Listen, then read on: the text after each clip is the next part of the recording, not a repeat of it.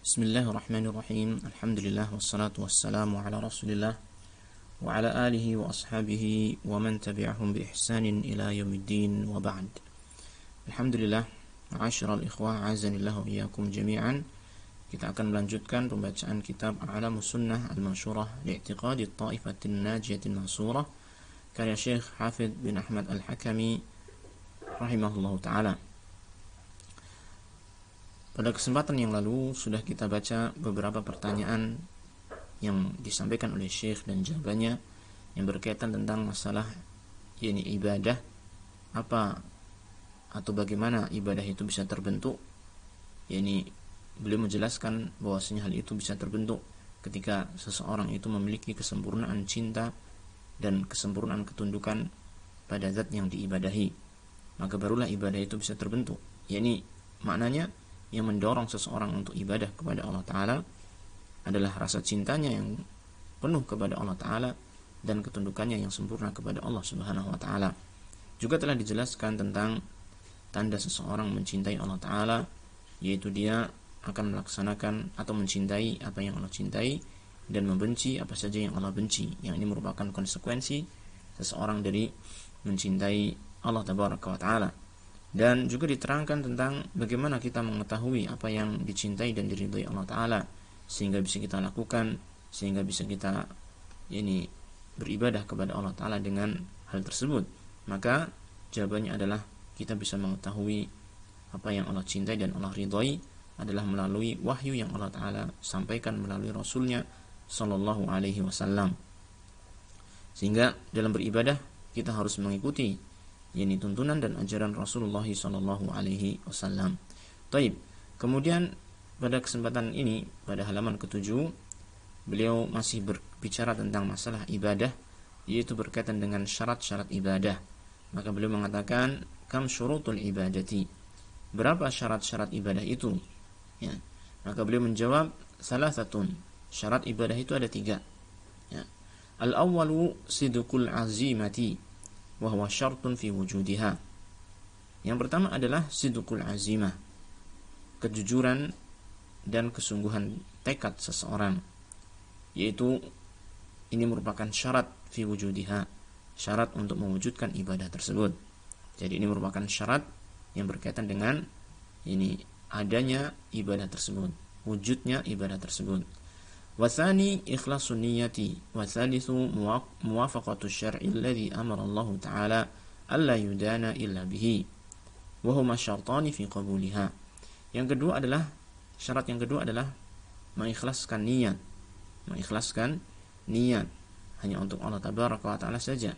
Dan yang ketiga wathalithu muwafaqatu syar'i, ini mencocoki syariat alladhi amara Allah Ta'ala, yang Allah Ta'ala memerintahkan alla yudana illa bihi, agar dia tidak ditaati, tidak dipatuhi kecuali dengan syariat tersebut. Yani syarat yang ketiga ini adalah kita beribadah kepada Allah Subhanahu wa taala dengan perkara-perkara yang memang dicintai dan diridhai Allah Ta'ala, yaitu yang telah Allah Ta'ala jelaskan dalam syariat ini. Wahuma, dan 2 syarat ini yaitu ikhlasun niyah dan muwafaqatu syara', mengikhlaskan niat dan mencocoki syariat dalam ibadah ini. Kedua syarat tersebut adalah syartani fi qabuliha, adalah kedua syarat, ya, 2 syarat di dalam diterimanya amal ibadah kita. Sehingga di sini Syekh rahimahullah taala dalam pertanyaan ini tentang masalah syarat-syarat ibadah, beliau menyebutkan ada 2 tentang syarat ibadah ini. Yang pertama, syarat yang berkaitan dengan adanya ibadah tersebut, yaitu syaratnya adalah sidqul azimah, kejujuran dan kesungguhan tekad seseorang dalam melaksanakan ibadah. Dan syarat yang kedua adalah syarat yang berkaitan dengan diterimanya amal ibadah tersebut, yang kemudian bisa membuahkan pahala bagi pelakunya. Yaitu syarat ini ada 2, yaitu ikhlasun niat, mengikhlaskan niat kepada Allah Ta'ala, dan yang kedua adalah mencocoki syariat di dalam ibadahnya tersebut. Nah, kemudian 3 syarat ini akan diperinci, akan dijelaskan oleh Syekh rahimahullah Ta'ala dalam pertanyaan berikutnya. Beliau mengatakan, ma huwa sidqul azimah. Apa itu sidqul azimah? Apa itu kejujuran tekad, kesungguhan tekad? Ya. Ini merupakan syarat yang pertama tadi, yang berkaitan dengan adanya ibadah tersebut.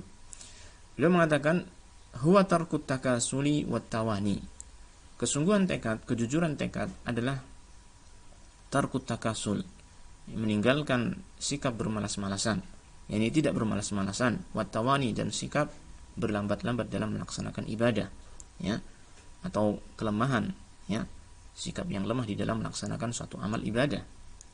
Ya, seorang yang beribadah dengan sungguh-sungguh, dengan tekad, maka dia akan beribadah dengan memperhatikan amal yang dia laksanakan, tidak bermalas-malasan dan tidak berlambat-lambat. Ketika Allah Ta'ala memerintahkan sesuatu perkara, maka dia berusaha untuk bersegera untuk melaksanakan perkara tersebut. Nah, wa badlul juhdi fi ayyusaddiqa qawlahu bi fi'lihi, dan berusaha dengan sungguh-sungguh, mengeluarkan tenaga, mengeluarkan usaha, mengerahkan tenaga dan usaha dalam rangka untuk membenarkan perkataannya dengan perbuatannya. Fi ayyusaddiqa qawlahu bi fi'lihi, agar dia membuktikan perkataannya, ucapannya tersebut dengan perbuatannya. Ini yang dimaksud di sini, wallahu taala alam, bahwasanya seorang muslim, seorang yang beriman, maka dia telah mengucapkan suatu kalimat yang agung, yaitu la ilaha illallah, asyhadu an la ilaha illallah. Dia telah mengikrarkan bahwasanya tidak ada ilah yang berhak diibadahi kecuali hanya Allah Ta'ala saja. Jadi dia telah mengikrarkan bahwasanya dia akan menjadi hamba yang beribadah kepada Allah Subhanahu wa Ta'ala. Maka ucapan ini hendaknya dibuktikan dengan perbuatannya. Dibuktikan dengan perbuatannya, yaitu dia benar-benar beribadah kepada Allah Subhanahu wa Ta'ala dengan sungguh-sungguh, dengan tidak bermalas-malasan dalam ibadahnya tersebut. Hari ini akan membedakan ibadahnya seorang muslim dari ibadahnya orang-orang yang munafik, di mana orang munafik juga telah mengucapkan kalimat la ilaha illallah dan mereka secara zahir juga melaksanakan amal ibadah. Tetapi Allah Ta'ala mengatakan tentang orang-orang munafik ini, wa idza qamu ila sholati qamu kusala, jika mereka itu berdiri untuk salat, maka mereka berdiri dalam keadaan bermalas-malasan. Mereka tidak bersungguh-sungguh di dalam ibadah. Maka ibadah seorang muslim, seorang mukmin, ya, maka dia harus lakukan dengan sungguh-sungguh, bukan dengan kemalas-malasan, apalagi dengan berpura-pura. Nah, qala Allah Ta'ala berfirman, ya ayyuhalladzina amanu lima taquluna ma la taf'alun, wahai orang-orang yang beriman, kenapa kalian mengucapkan perkataan yang tidak kalian berbuat? Kabura maqtan 'indallahi an taqulu ma la taf'alun, sangat besar yaitu kemurkaan Allah Ta'ala, sangat besar kemurkaan Allah Ta'ala apabila kalian mengucapkan sesuatu perkataan yang tidak kalian perbuat. Ayat ini disebutkan Allah Ta'ala dalam surat As-Saff ayat yang kedua dan ketiga. Dan ayat ini merupakan celaan bagi orang-orang yang mengucapkan suatu kalimat, suatu perkataan yang perbuatannya itu tidak membuktikan perkataan tersebut, bahkan menyelisih perkataan tersebut. Maka hendaknya seorang yang beriman berwaspada dari perbuatan ini, dari sikap seperti ini. Bahkan hendaknya dia, itu seorang yang beriman itu menyelaraskan antara ucapannya dengan perbuatannya. Ketika dia telah mengikrarkan la ilaha illallah, ya, yang maknanya dia mengikrarkan diri untuk beribadah hanya kepada Allah, maka hendaknya dia bersungguh-sungguh di dalam beribadah kepada Allah Subhanahu wa Ta'ala. Nah, kemudian yang kedua, ma makna ikhlasi niyati. Syarat yang kedua yaitu syarat yang berkaitan dengan diterimanya amal, yaitu keikhlasan niat. Beliau mengatakan ma makna ikhlasin niyati, apa makna mengikhlaskan niat? Ya, maka beliau mengatakan huwa ayyakuna muradul abdi bi jami'i aqwalihi wa a'malihi adh-dhahirati wal batinati ibtigha'a wajhillahi ta'ala, yaitu hendaknya yang menjadi tujuan, ya, seorang hamba dengan seluruh perkataan dan perbuatannya yang lahir ataupun yang batin adalah mencari wajah Allah Tabaraka wa Ta'ala, yaitu dia ketika melakukan suatu perbuatan apapun itu atau mengucapkan suatu perkataan apapun itu, yang dalam fikirannya hendaknya dia senantiasa menghadirkan bahwasanya dia mengucapkan perkataan ini atau melakukan perbuatan ini semata-mata karena ingin mendapatkan keridhaan Allah Ta'ala, mendapatkan pahalanya Allah Ta'ala, mendapatkan surganya Allah Ta'ala. Dan yang paling besar kenikmatan di surga adalah melihat wajahnya Allah Subhanahu wa Ta'ala. Inilah keikhlasan di dalam niat ketika melakukan suatu perbuatan atau mengucapkan suatu perkataan. Tentang hal ini dalilnya sangat banyak. Allah Ta'ala berfirman, qala Allah Azza wa Jalla, wa ma umiru illa liya'budullaha mukhlishina lahud-din hunafa'a. Dalam surat Al-Bayyinah ayat 5, Allah Ta'ala mengatakan, dan tidaklah mereka diperintah melainkan agar mereka beribadah kepada Allah saja, mukhlishina lahuddina, dengan mengikhlaskan ini hanya untuk Allah Ta'ala ketaatannya tersebut ya. Muhnafa'a, dalam keadaan dia lurus. Ini hendaknya seorang yang beriman kepada Allah Ta'ala, yang beribadah kepada Allah Ta'ala, maka dia beribadah dengan niatan yang ikhlas, hanya meniatkan amalannya itu untuk mencari ridhonya Allah Ta'ala, tidak meniatkan perkara yang lainnya. Wa qala ta'ala, dan Allah Ta'ala berfirman dalam surat Al-Lail, di akhir surat Al-Lail tersebut Allah Ta'ala mengatakan, wa ma li ahadin indahu min ni'matin tujza illa ibtigha'a wajhi rabbihil a'la. Ayat ini berkaitan dengan orang-orang yang bertakwa yang Allah sebutkan dalam surat Al-Lail tersebut, bahwasanya orang-orang yang bertakwa akan dijauhkan dari neraka. Yang Allah Ta'ala mengatakan kemudian, alladzi yu'ti malahu yatazakka, yang orang yang bertakwa tersebut adalah orang-orang yang ini mengeluarkan hartanya untuk membersihkan diri. Dia mengeluarkan hartanya untuk berinfak, bersedekah kepada orang lain dalam rangka untuk mendapatkan kebersihan jiwanya. Yang mana dia mengeluarkan hartanya tersebut, Allah Ta'ala mengatakan, wa ma li ahadin indahu min ni'matin tujza. Dia mengeluarkan hartanya tersebut bukan karena ada orang yang telah memberikan sebuah kebaikan kepada dia yang harus dibalas, ya, illa ibtigha'a wajhi rabbil a'la, melainkan hanya karena mencari wajahnya Allah Subhanahu wa taala yang maha tinggi. Ini seorang yang bertakwa, ini dalam perbuatan yang dia lakukan, ya, maka dia semata-mata melakukan perbuatannya hanya karena ingin mendapatkan ridhonya Allah Ta'ala, bukan karena seorang manusia, bukan karena ingin mendapatkan ridhonya manusia, atau bahkan bukan karena ingin membalas perbuatan kebaikan manusia. Kalaupun ada orang lain yang berbuat baik kepada dia, maka dia pun membalasnya, tetapi dalam rangka untuk mencari wajahnya Allah Ta'ala. Dan adapun seandainya tidak ada seorang pun yang berbuat baik kepada dia, maka tetap dia berbuat baik kepada orang yang lain, karena yang menjadi tujuan dia adalah mencari wajahnya Allah Subhanahu wa Ta'ala, bukan mencari keridhaan manusia. Wa qala ta'ala, innama nut'imukum liwajhillahi la nuridu minkum jazaa'an wala syukura. Ayat ini Allah sebutkan dalam surat Al-Insan, yaitu ketika Allah Ta'ala menyebutkan hamba-hamba Allah Ta'ala yang Allah beri nikmat berupa surganya, ya, berupa kenikmatan-kenikmatan di surga, maka Allah Ta'ala menyebutkan tentang sifat mereka, di antaranya adalah wa yut'imuna at'ama 'ala hubbihi miskinan wa yatima wa asira, di mana mereka memberi makan kepada orang-orang miskin, kepada anak yatim, kepada para tawanan, dengan makanan yang mereka sendiri menyukainya, ya, mereka menyukai suatu makanan dan mereka memberikan makanan yang mereka suka itu tuh, ya, kepada orang-orang miskin, anak yatim, dan para tawanan. Yang mana mereka melakukan hal ini, ya, bukan karena sesuatu apapun, melainkan hanya karena ingin mendapatkan keridhaan Allah Ta'ala, mendapatkan surganya Allah Ta'ala, ingin bertemu dengan wajahnya Allah Subhanahu wa Ta'ala. Dia mengatakan, innama nut'imukum liwajhillah, sesungguhnya kami memberi makan kepada kalian karena wajah Allah Ta'ala, karena ingin melihat wajahnya Allah Subhanahu wa Ta'ala di akhirat. La nuridu minkum jazaa'an wala syukura, kami tidak menghendaki dari kalian balasan ataupun ucapan terima kasih. Inilah orang-orang yang ikhlas, yang dia orientasinya hanyalah mendapatkan apa? Ridhonya Allah Subhanahu wa Ta'ala. Wa qala ta'ala, dan Allah Ta'ala berfirman, man kana yuridu harthal akhirati nazid lahu fi harthihi wa man kana yuridu harthad dunya nu'tihi minha wa ma lahu fil akhirati min nasib. Barang siapa yang menginginkan harthal akhirah, itu pahala akhirat, keuntungan di akhirat, nazid lahu fi harthihi, maka kami akan tambahkan untuknya dalam keuntungannya tersebut, ya. Allah Ta'ala akan memberikan pahala yang berlipat-lipat bagi orang yang benar-benar memiliki keikhlasan dalam amalan-amalannya tersebut, ya.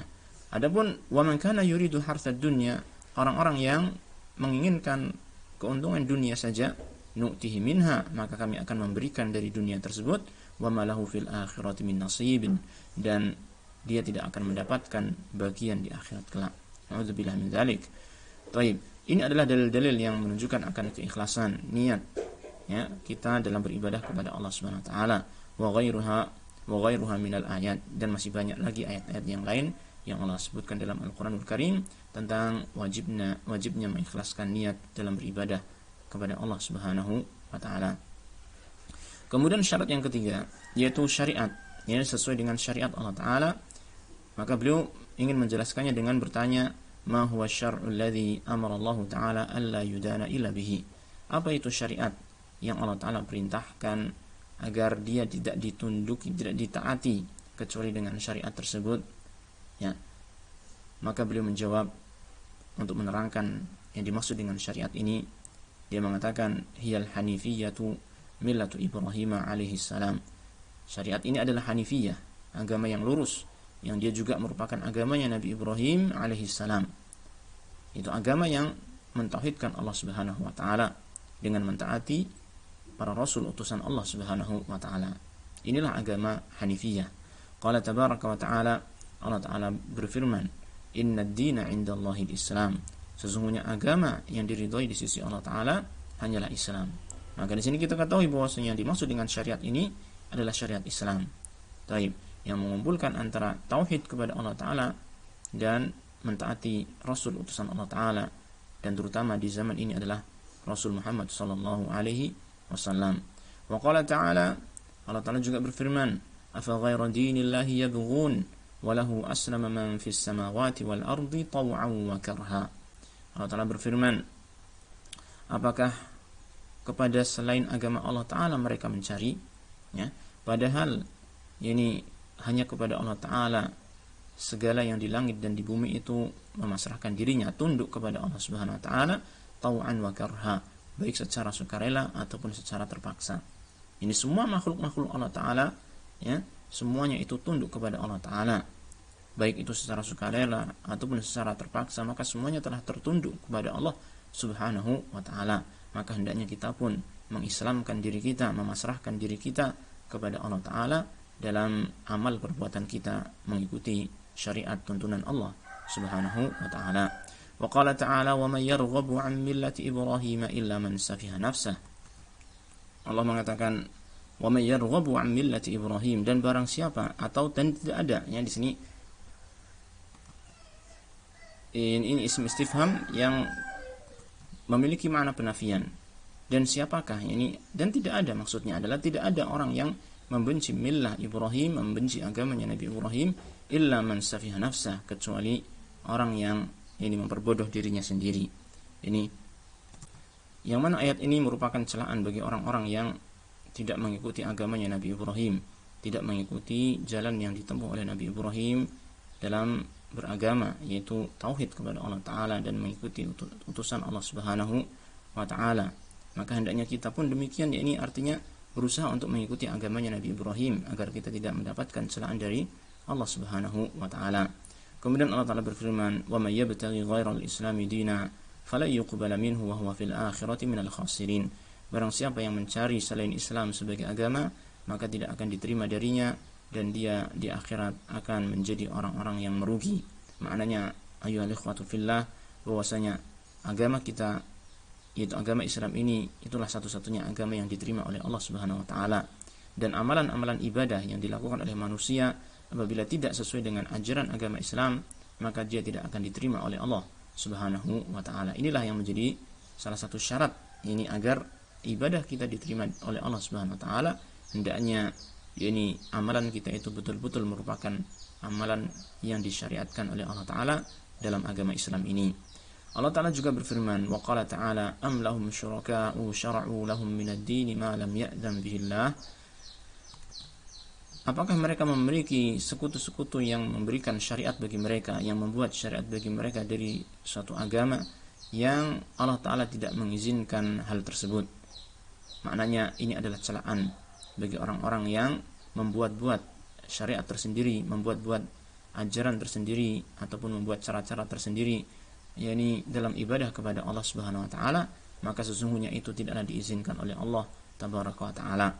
Maka kita hanya diizinkan oleh Allah taala untuk beribadah kepadanya hanya dengan syariat yang memang disyariatkan oleh Allah tabaraka wa taala, yaitu melalui utusan rasulnya, utusan Allah taala yaitu Rasulullah sallallahu alaihi wasallam.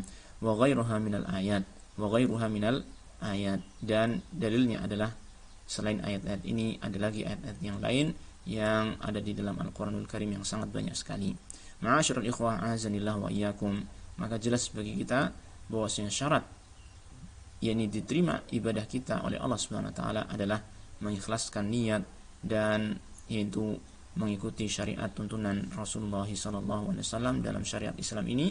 Dan adapun syarat untuk mewujudkan ibadah dengan sungguh-sungguh adalah adanya tekad yang kuat, adanya tekad yang jujur dalam melaksanakan ibadah yang telah kita ikrarkan dengan kalimat syahadat la ilaha illallah. Inilah yang kita baca pada kesempatan kali ini.